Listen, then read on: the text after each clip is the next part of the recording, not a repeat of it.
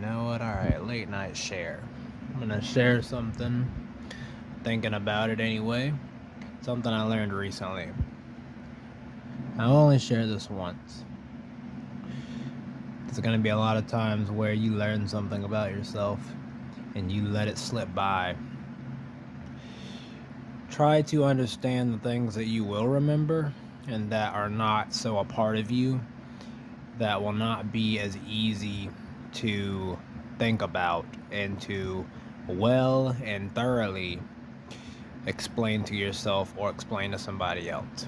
You write stuff like that down because sometimes you can learn something that you're really not ready to learn yet, but you write it down. So that way you remember it, and then later on, could be soon, you connect it with something that you learned, said, oh, so that's what this is.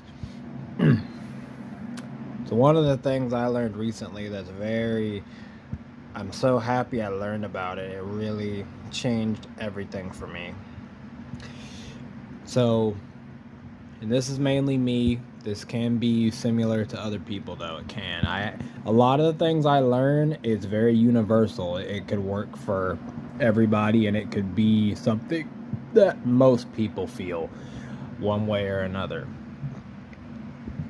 So it's kind of like, imagine that inside of you, there's a meter, and when you're comfortable, that meter's up. You feel like you're in a good place. And then imagine that meter going down.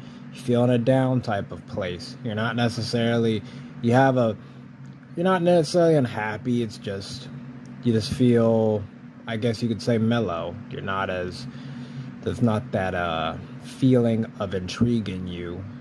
It's like that little bit of joy, So one of the things I found out that really changed for me, a big part of me, I was so happy about it. So I noticed, this is something that happened to me when I was a kid. It used to happen. And it had something to do with how I had to pick between what I wanted from the store.